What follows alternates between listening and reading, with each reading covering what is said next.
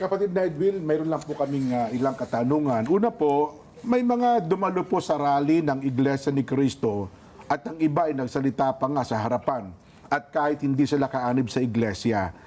Ano po ba ang nililiwanag sa lahat ng gustong magsalita, Ka Edwin?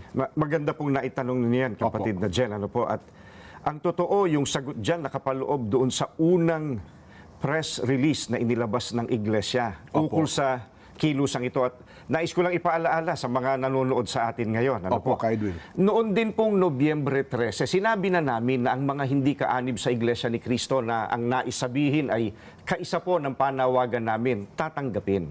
Alam ito, tanggap ito ng lahat ng nagpasabing nais nilang sumama at magsalita sa rally dahil napakahalaga po ng ipinananawagan ng mga nagtitipon doon at alam na alam po iyan ng mga naririto po.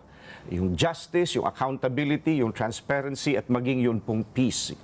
Ganon din ay upang matiyak po na walang ipananawagang labag sa konstitusyon. Kaya yun ang kasagutan sa tanong na iyon. Ayun.